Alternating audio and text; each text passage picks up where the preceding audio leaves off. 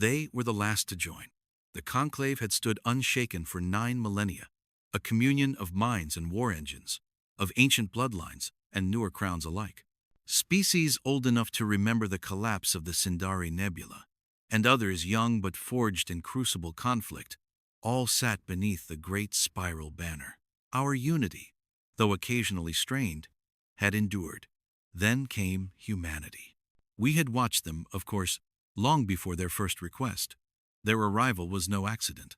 The Korath Senate, my people, had observed the expansion of Terran probes and early vessels along the galactic outer lanes. We saw their earliest warp experiments fail, their stations buckle under magnetic stresses, their astronauts perish to radiation flares, and yet they persisted. Their worlds were chaotic, their politics fluctuated, their technological advancement came not in smooth arcs, but in jagged leaps. Each war or crisis seemed to push them further, faster. It was a rhythm unlike any in our archives, chaotic, inefficient, and yet effective. When the humans finally petitioned the conclave, they sent a delegation of startling humility. Modest clothing, simple ships, a language pack preloaded with more idioms than syntax. They did not arrive with threats or proclamations. Their ambassador, a woman named Reyes, stood before our great hall and simply said, "We don't seek to lead, we seek to help. Let us prove that we belong." Most in the conclave took that as an admission of inferiority. I remember the smirks across the Senate tiers, the amusement in the Kasari representatives' eyes, the polite but dismissive clicks from the Trillari swarm lords. I, too, underestimated them then. I saw their small vessels, their erratic warp trails, their curious fascination with our culture, and assumed, as many did, that they were merely clever children. The conclave granted them provisional entry, observation rights, limited system access, the right to establish outposts on unclaimed moons, and to contribute data to shared networks. Military participation, however, was restricted. No commanding positions, no access to conclave-wide targeting systems, no leadership in defense operations. They agreed. I think, now, that was part of their plan. Or if not plan, then instinct. Humans have a gift for disarming their enemies with sincerity. The first ripples came quietly. A distress beacon from the Orin cluster, a border system raided by a splinter group of war-fractured Kasai marauders. The local patrols were delayed. Conclave Command rerouted a nearby Varathi unit to intercept, but by the time they arrived, the humans were already there. 2 Terran corvettes and a medical frigate had responded to the call. Despite not being assigned to the system, they engaged the marauders with surgical precision. Reports indicated adaptive shielding patterns, low-power ECM bursts disrupting enemy fire coordination, and something almost reckless in their flight patterns, too close, too fast, too unpredictable. The Kasai were routed. The Orin colony was saved. The incident was noted, then filed. Pirates, after all, were not a real test. Then came the Vorix War. We knew little of humanity's battlefield capacity then, beyond simulations and limited drills. When a Vorix scouting fleet ambushed a conclave convoy in the Stellan expanse, a squadron of human ships was assigned to escort. Their job was simple: retreat and hold position until conclave reinforcements arrived. Instead, they attacked. 5 Terran vessels, outnumbered 3-1, launched a coordinated strike into the heart of the Vorix formation. They used the debris of an abandoned station as cover, laying sensor mines that masked their approach. Then, using a tactic I had to rewatch thrice to understand, they inverted their heat signatures and fired thrusters in reverse configuration to simulate a withdrawal, then, mid-burn, flipped orientation, and engaged full barrage from beneath the Vorix's scanning plane. It was madness. And it worked. 3 Vorix ships were destroyed. 1 was captured. Human casualties were not light, but their formation held. The convoy survived. When the conclave asked their commander, a Captain Malhotra, why he had disobeyed protocol, he answered, "Because I calculated that retreat meant guaranteed death. We might as well gamble on something better." That word, gamble, it unsettled many of us. I requested reassignment then. Curiosity had taken root. I no longer believed the humans were a passing anomaly. I needed to see them directly. I was granted liaison status aboard Hope's Vanguard, a Terran battlecruiser, assigned to a Conclave exploratory fleet. Our mission was reconnaissance charting unstable warp paths beyond the Solaris Rift, mapping dark matter pockets, and monitoring for Xeran activity. It was a peaceful posting, ideally suited for observation. The ship was less elegant than I expected. Its corridors were narrow, its design efficient rather than beautiful. The air was colder. Their artificial gravity had a subtle, near imperceptible pulse. But their systems were redundantly layered, their crew movements seamless. Commands flowed without hierarchy, junior officers challenging superior decisions in real time, offering alternatives without fear. This, too, was unsettling. Captain Amina Duarte greeted me with a calm that bordered on indifference. "We're glad to have you," she said, not with diplomatic courtesy, but as if she truly meant it. Karathi input is always valuable. She did not treat me like royalty. It was the first time in decades I had not been bowed to on arrival. That night, in my private quarters, I reviewed their logs, training simulations, fleet readiness drills, psychological profiles. I began to see a pattern. Human systems were not the strongest, nor their weapons the most refined, but their adaptability was staggering. Every simulation, every drill, every combat response was built not around perfection but improvisation. One log showed a power failure mid-battle drill. Instead of aborting, the crew rerouted half the ship's functions through a maintenance AI intended for climate control, then finished the simulation under full manual targeting. They made it work. That became my quiet mantra during the months that followed. Watching them, listening, learning, they made it work. The real test came 3 months later, the Shalor Corridor. A thin stretch of warped space connecting two galactic arms known for unstable fields and unpredictable rift patterns. We believed it to be secure. The Conclave maintained regular patrols. Minor breaches, when they occurred, were easily sealed. Until the Xeran returned. They struck without warning. 12 warships, cloaked beneath a null space ripple, emerged and tore through 3 outposts in under an hour. Communications blacked out. Warp corridors flickered. The Conclave scrambled. Hope's Vanguard was among the nearest vessels. Orders were simple. Hold the corridor until reinforcements could arrive. Delay. Survive. I stood on the bridge beside Captain Duarte when the first strike came. A Xeran cruiser uncloaked within 30 kilometers and fired a full plasma lance into one of the Vanguard's escorts. The impact breached its core reactor. I saw the explosion bloom like a starburst through the viewport, silent but immense. Red lights, sirens, vibration. The humans didn't flinch. Shields rotate, focus fire on their port arrays, launch drones, pattern scatter, make them chase ghosts. Duarte's voice was ice. Her crew moved in a blur. The enemy fired again. This time, the Vanguard twisted, literally twisted, using directional thrusters to roll its hull laterally, reducing impact spread. Sparks flew across the bridge. Power dipped, returned. A junior officer, face bloodied from a falling panel, remained at her station, rerouting targeting systems through a secondary node she manually configured mid-fight. They fought like wounded animals. Not perfectly, but ferociously. The battle at the Shalor Corridor raged longer than any of us predicted. What was meant to be a delay turned into a full theater engagement. The humans refused to fall. I watched as the Hope's Vanguard danced between death and brilliance. Their hull was cracked in 5 places. One of their primary engine spires vented plasma for 6 minutes before their chief engineer, barely out of medical recovery, manually sealed the breach from within, crawling through a crawlspace that was, in his words, a bit warm.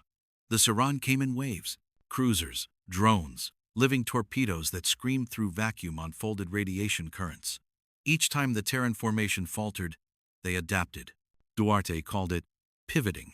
Pivot faster than they can predict, she said once, during a breather between engagements. They expect elegance. Give them entropy. Entropy. To many in the Conclave, that was a curse word. To humans, it was a tool. In the 6th hour, the enemy changed tactics. Xeran boarders pierced the Vanguard's belly, 3 impacts along its starboard flank. Internal alarms wailed, hull sensors flickered.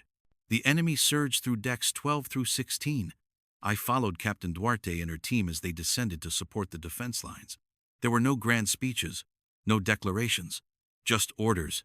Swift, direct. Duarte's boots hit the floor as she ran, breath steady, weapon in hand. I followed, shielded in a secondary suit. The corridor we entered was half-lit, flickering, the walls humming with power rerouted from disabled decks. The air smelled of ozone, of melted polymer and burnt fluid. Then came the clash. Zyran shock troops, six-limbed, clad in kinetic armor, weapons like living cables descended. Human defenders were outnumbered. A lieutenant fell, chest pierced. A mechanic caught a glancing blow, crumpled. But others surged forward, engineers, security officers, even medics armed with repurposed welding torches and gravity hammers. They fought with brutal efficiency. There was no elegance in it, no choreographed ballet of war as some elder species practiced. This was survival, instinct, rage honed by training. One human pinned a Siren to the wall with a shattered pipe and then jammed a power cell into the alien's respirator unit. It detonated. Another, bleeding from the thigh, rigged a concussion grenade and charged into a cluster, detonating point blank. I felt the shockwave ripple down the corridor. And through it all, they kept pushing. I froze, for a moment, as a Zyran drone aimed for my skull. Duarte stepped in front of me, calmly leveled her sidearm, and fired 2 kinetic rounds into the thing's core. She didn't even look back to see if I was unharmed. That moment changed me. They didn't protect me because I was a diplomat. They protected me because I was there. Because humans do not discard those beside them. By the time reinforcements arrived, Virathi destroyers and a Kasari dreadnought, the enemy was already retreating. Terran ships had formed a layered formation, rotated their damaged sectors out of range, and continued firing even as medical bays overflowed. After the battle, a conclave field report circulated widely. It read, "Human losses were significant. 3 vessels destroyed. 58 fatalities aboard Hope's Vanguard. But morale remained intact. No psychological breakdown. Crew cohesion remained above 95%. Officers volunteered to remain on extended duty without rotation. Casualties had to be ordered to accept sedation. Recommendation: reclassify human endurance metrics." It was the first official concession, but not the last. The war escalated. Xeron tactics changed. They grew more erratic, desperate even. We learned they had deployed a series of temporal mines across conclave warplanes, devices capable of folding time back on itself, tearing star paths into isolated loops, trapping systems for centuries or worse, throwing vessels out of sync with the rest of reality. The Senate panicked. This was no longer about territory. This was existential. The Grand Conclave assembled its finest engineers from 12 sectors. Korath mines, Trillari pattern seers, and Kasari AI consensus networks were deployed. Yet even as we worked, the sabotage continued. Nodes collapsed. Entire corridors fell silent. Then humanity volunteered. The Hope's Vanguard, still battle-scarred, offered to lead a mission into the uncharted segment where the Time Rift network originated. It was suicide, most thought. Foolish bravado. But Duarte spoke to the conclave directly via wideband link. "If you wait, the rift will grow. If we go now, we may lose ships. But not everything. Delay ensures collapse. Risk may prevent it. We are already equipped. We already lost people. Let that matter." Silence followed. Then, permission was granted. We entered the rift 2 cycles later. Space warped visibly here. Stars bent in unnatural geometries. Temporal echoes flickered across our hulls, ghost images of our own ships overlapping in past positions. Communications were erratic. One Kasari drone looped a single message for 5 minutes, not realizing it had already sent the command. The first casualty came fast. A human support craft drifted into a timeshear, its hull peeled backward, reverting to a pre-repair state. The systems inside sparked, failed, then burst. One survivor was pulled free by tether, screaming as the rest of his crew flickered into ash. Another ship, further along, vanished entirely, then reappeared upside down, hull frozen, life support shut. No signs of consciousness. The crew had been aged. Their bodies crumbled under examination. We never found out how. Still, the humans pressed on. I asked Duarte, during a temporary halt, How her crew endured. She sipped a bitter black drink coffee. They called it and said, "We've stared down extinction a few times before. Earth taught us how to get back up. But time is broken here," I said. "So is our world," she replied. "Still spins. We spin with it." They began disarming the mines manually. Each node was guarded by distortion pulses, fractures in space-time. You could hear it, in a way. A hum like reversed breathing. A feeling of your skin crawling inward. Human teams entered in pairs. Stabilizer packs on their backs. Tools humming with dampeners. They crawled through semi-frozen tunnels, past corridors where light bent the wrong way. Some came back retching, aged years. Others didn't come back at all. But for every 2 lost, 3 minds were disabled. They mapped a network so convoluted no algorithm could untangle it, so they relied on something else. Instinct, memory, gut. "That's what separates us," said one human technician. "We don't need it to make sense. We just need to feel the pattern." And they did. It was during the 7th mine operation that disaster struck.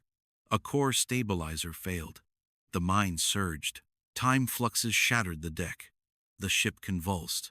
I was on the bridge when it hit. The entire chamber pulsed, and for a split second, I saw myself standing across the room, facing me. Then blackness. I awoke to Duarte dragging me into a safer sector, one eye swollen shut, blood down her cheek. She was speaking, fast and clear, directing crew, re-establishing life support, keeping the ship together. The humans had been hit hardest, yet they rallied. One medic set up a triage bay in a corridor, patching wounds by flashlight. An engineer died plugging a conduit with his own body to stop an energy bleed. They recorded his name, his story. They mourned him. Then they kept working, not because they believed they would win, but because not working meant someone else might die. That, I came to understand, was their engine. Not glory, not fear, but the refusal to let others fall alone. The nexus lay ahead. We had mapped the network of temporal mines as best we could.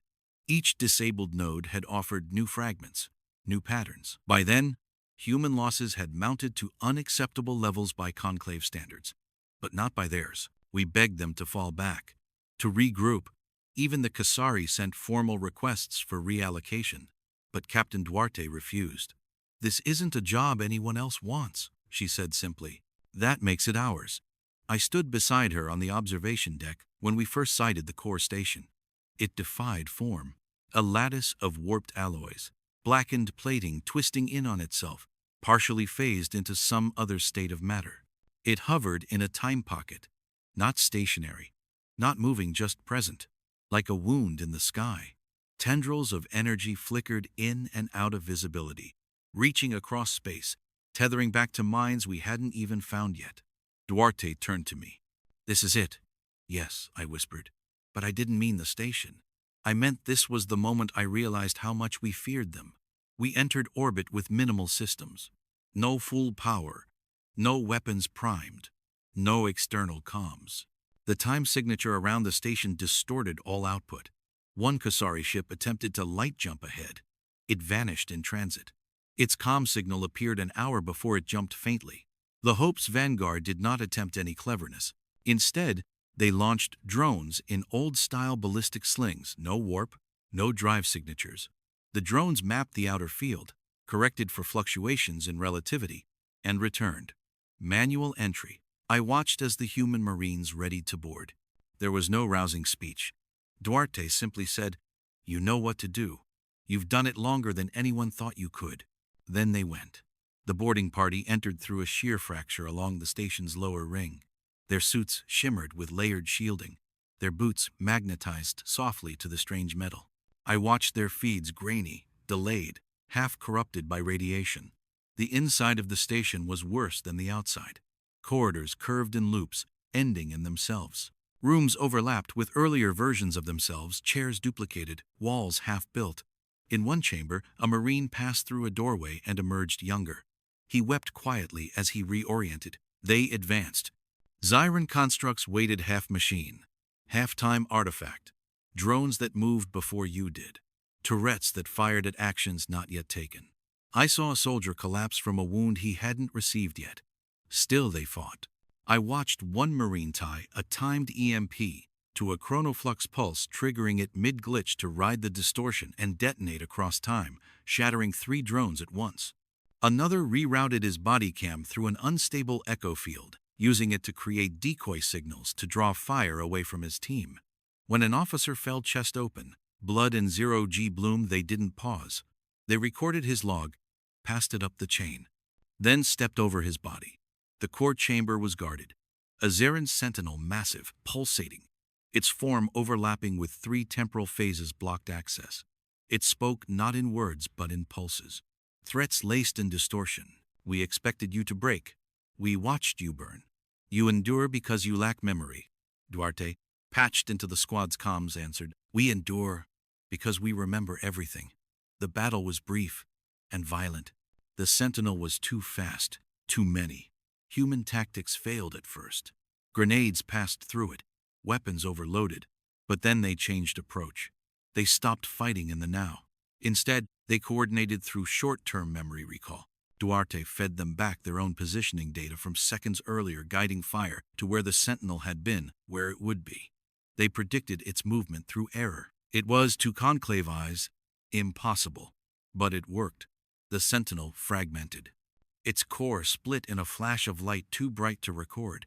The chamber's time bubble destabilized. The Marines moved in. The core was a control node. No buttons, no interface. Just a massive pulse field tethered to the Rift network. The mission was clear. Shut it down. To do that, they had to touch it. One volunteer.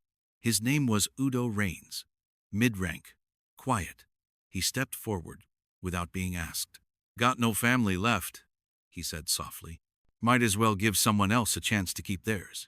He stepped into the field. His body pulsed. Skin stretched. Blood evaporated and returned. Eyes burned. He screamed once, then pressed the kill switch. The core collapsed inward, folding space like a crushed cup. Across the network, every mind went dark. The humans returned. Barely. 4 survivors of the original 12. Duarte's voice trembled when she confirmed the signal. Primary threat eliminated. Time paths clear. We cheered. But I saw her eyes when the call ended. Grief, not pride. They don't celebrate the cost, only the cause. In the weeks that followed, the conclave convened again. This time, not in doubt but in awe. For the first time in living memory, all eyes turned to the human delegation, not with curiosity but with caution. Respect, fear, and perhaps envy. Their losses were grievous, their ships battered, yet they held the line where others faltered. They faced temporal collapse with little more than welding torches, ingenuity, and stubborn will. Duarte was offered medals, commendations, honorary ascension in multiple species councils. She refused. Honor the dead, not me. When I returned to Korath, I addressed the Senate myself. Our metrics failed, I said. We measured strength in numbers, in longevity, in logic. We forgot courage. We forgot desperation. We forgot the power of refusal. Humanity does not fight because it is strong. It fights because it cannot accept loss as inevitable. That is what terrifies the Xeron. And that is what should terrify us. As I record this, ships are preparing for a new campaign. Rumors stir of a deeper conflict of enemies that move between galaxies that do not fear even time. But I no longer fear extinction, because humanity is here. And they do not break. Weeks passed. The warp corridors stabilized. Trade resumed. Conclave fleets returned to their patrols. And across our systems, the story spread not by mandate or record, but through whispers. Humans had saved the rift. They had held when others had hesitated. They had risked lives, not out of conquest, but conviction. I sat in the Senate chamber during their recognition ceremony. The hall was less crowded than I expected. Many counselors chose to watch remotely. Others sent emissaries in their stead. I suspected why. Fear. Not of what humans had done, but what they might now ask for. They didn't ask for anything. No new territories. No ascension to High Council leadership. No demands. Captain Duarte, clad in a plain gray uniform stained faintly from her service, stood at the central plinth and said simply, "We stood where we were needed. We did what had to be done. nothing more, and stepped back. The silence that followed was heavier than thunder. No applause, just recognition. In the days after, I returned to my homeworld. I took no new assignment. My days became quiet.